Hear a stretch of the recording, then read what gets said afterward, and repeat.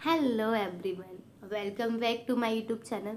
तो आज हम लोग पढ़ेंगे 6 क्लास की ज्योग्राफी का 6 चैप्टर है जिसका नाम है पृथ्वी के प्रमुख स्थल रूप। तो इसमें बताया गया है कि पृथ्वी की जो सतह है वो सभी जगह समतल नहीं है, समान नहीं है, बल्कि कहीं ऊंचे नीचे और कुछ समतल है, जैसे पर्वत, पठार, मैदान, है ना, पहाड़ियां हैं, घाटी हैं। तो क्या हुआ कि पृथ्वी के जो स्थल है वो समान नहीं है, बल्कि कैसा है, ये ऊंचा नीचा और समतल है।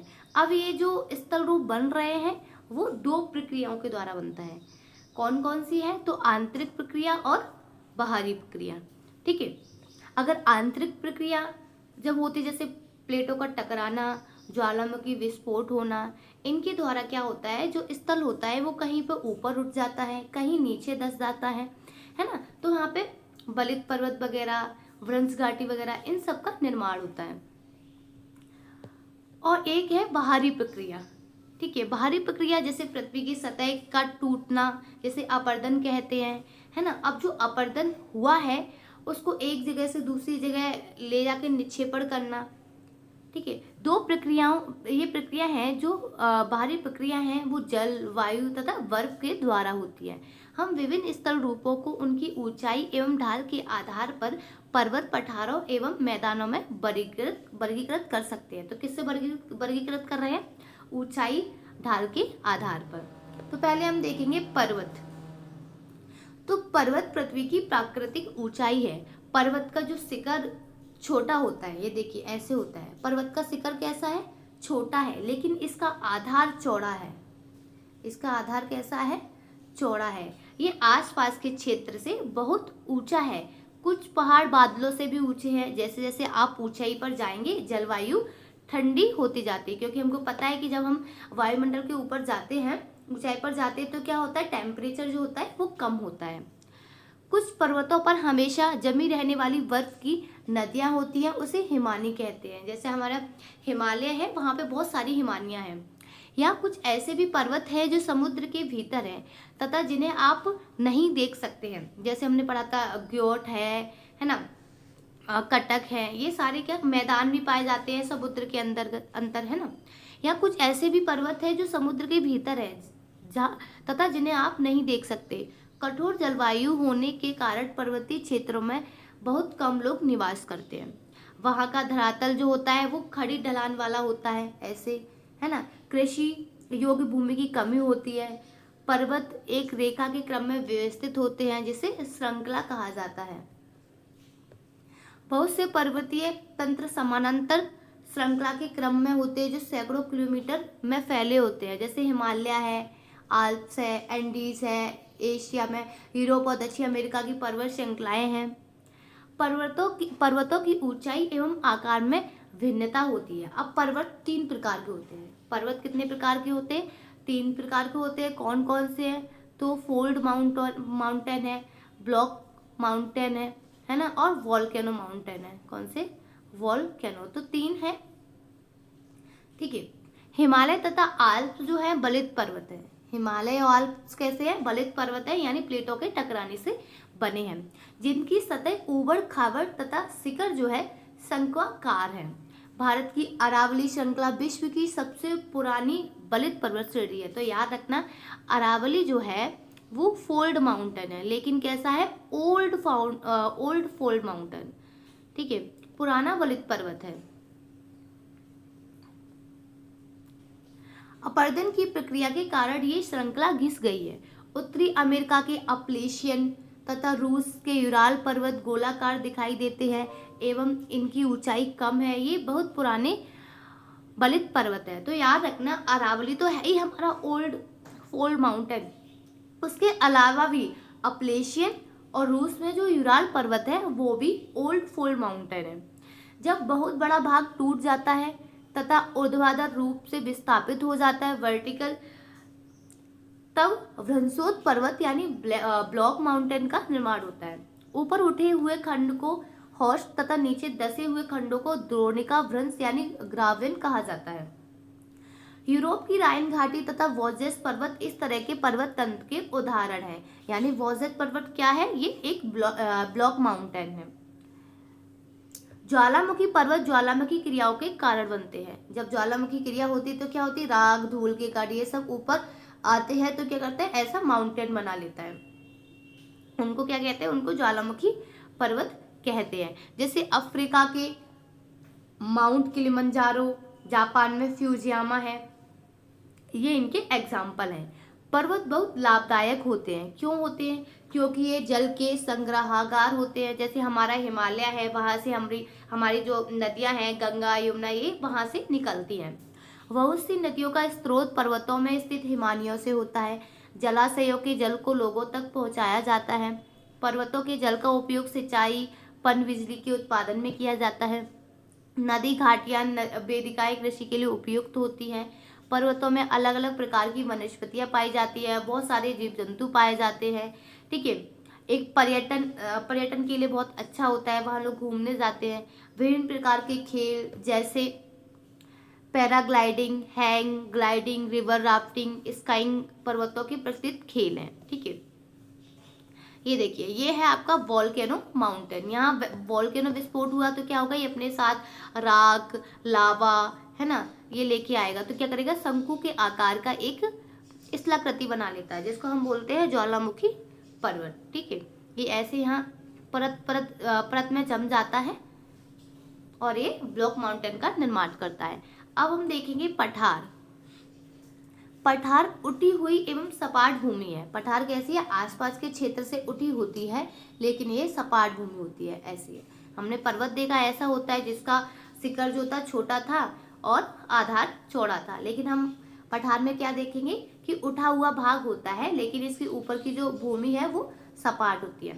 ये आसपास के क्षेत्रों से अधिक उठा हुआ होता है तथा इसका ऊपरी भाग मेज के समान सपाट होता है। किसी पठार के एक या एक से अधिक किनारे होते हैं, जिनके ढाल कैसे होते हैं, खड़े होते हैं। पठारों की ऊंचाई प्राय कुछ 100 मीटर से लेकर कई हजार मीटर तक हो सकती है। पर्वतों की तरह पठार भी नए या पुराने हो सकते हैं।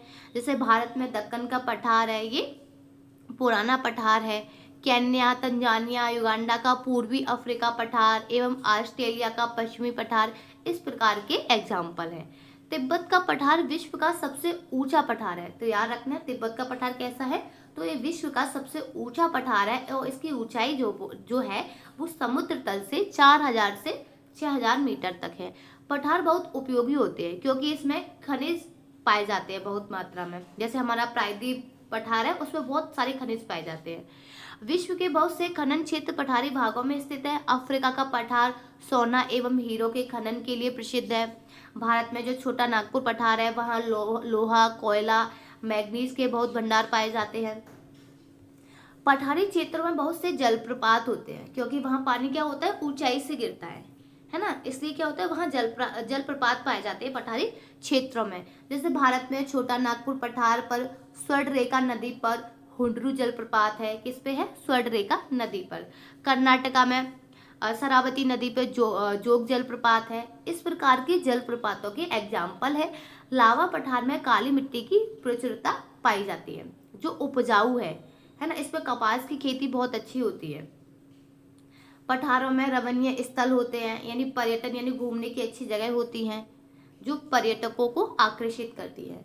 अब हम देखेंगे मैदान। हमने पर्वत देखे, पठार देखे, अब मैदान देखेंगे।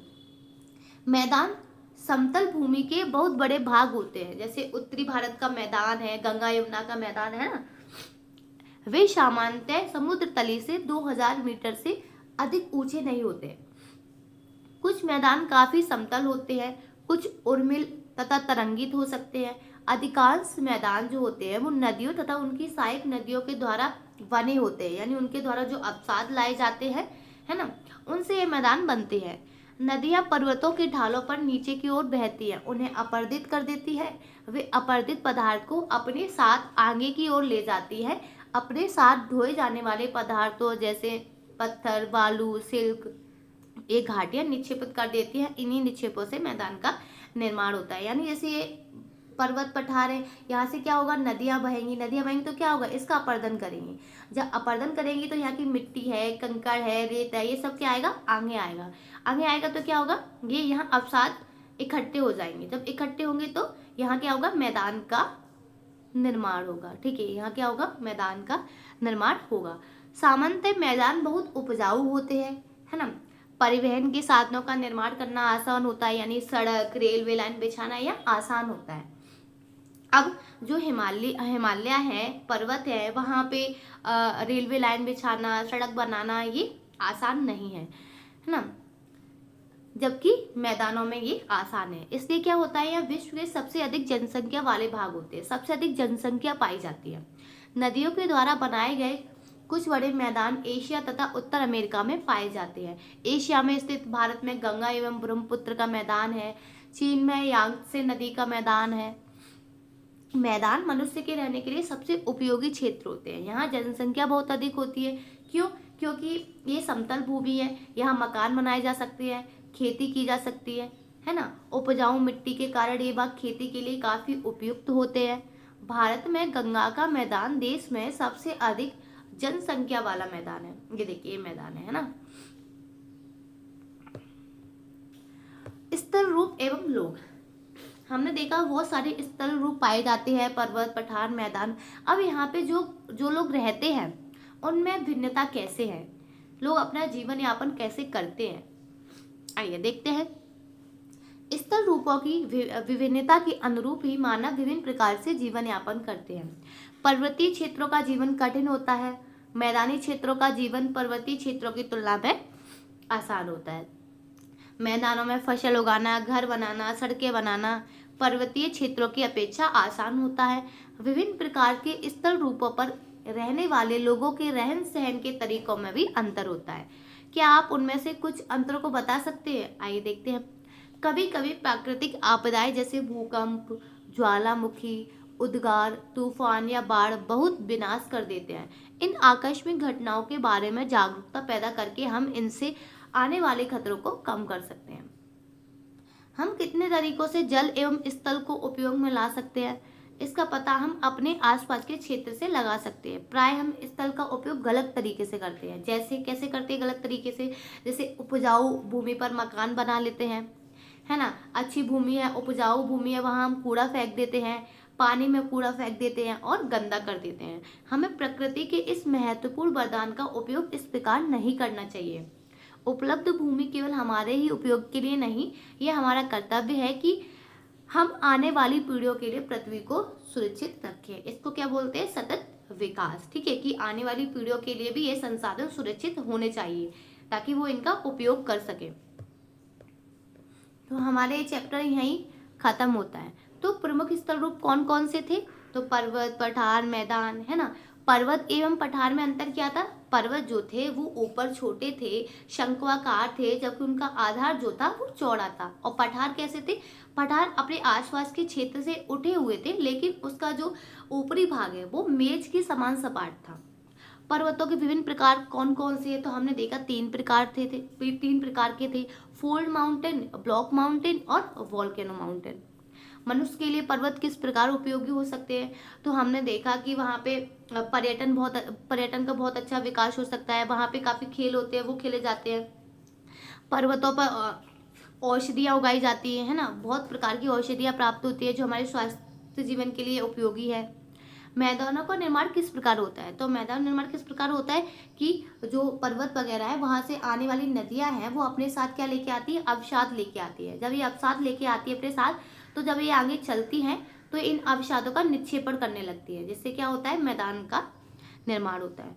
नदियों द्वारा निर्मित मैदान सघन जनसंख्या वाले होते हैं। क्यों? क्योंकि मैदान है, वहाँ उपजाऊ भूमि होती है, कृषि अच्छी हो सकती है, समतल भूमि है, इसलिए आवास बनाए जा सकते हैं, है ना। और सड़क निर्माण, रेलवे लाइन वगैरह का बिछाई जा सकती है, उद्योग का निर्माण हो सकता है, इसलिए यहाँ जनसंख्या अधिक पाई जा सकती है। पर्वतों में जनसंख्या कम क्यों है? क्योंकि वहाँ का जीवन जो है कठोर है। क्यों कठोर है? क्योंकि वहाँ की सतह जो है वो ऊबड़ खाबड़ है ना। वहाँ रेलवे लाइन या सड़क आसान नहीं होता बिछाना, वहाँ पे उपजाऊ भूमि नहीं होती है, क्योंकि मृदा का अपरदन होता जाता है, इसलिए क्या होता है? वहाँ भूमि अधिक उपजाऊ नहीं होती है, इसलिए वहाँ बहुत कम जनसंख्या है। पर्वत पठारों से भिन्न होते हैं किस पर? तो ढाल में। हिमानी कहाँ पाई जाती है? तो ये पर्वतों में पाई जाती है। दक्कन पठार कहाँ स्थित है? भारत में। यांगत्से नदी कहाँ बहती है? तो ये चीन में बहती है। यूरोप की एक महत्वपूर्ण पर्वत श्रृंखला कौन सी है? तो यूरोप की कौन सी है? आल्प्स है। ठीक है। समतल भूमि वाले विस्तृत क्षेत्र को क्या कहते हैं? मैदान कहते हैं। हिमालय एवं आल्प्स कैसे पर्वत है? तो फोल्ड माउंटेन है। क्षेत्रों में खनिज की प्रचुरता होती है, तो पठारी क्षेत्रों में पर्वतों का एक क्रम है। तो जो हमने श्रृंखला देखी थी वो क्या है? पर्वतों का एक क्रम है। क्षेत्र कृषि के लिए सबसे अधिक उत्पादक क्षेत्र होते हैं, यानी मैदानी क्षेत्र जो होते हैं वो कृषि के लिए सबसे अधिक उत्पादक क्षेत्र होते हैं। तो हमारा यह चैप्टर खत्म होता है। Thank you.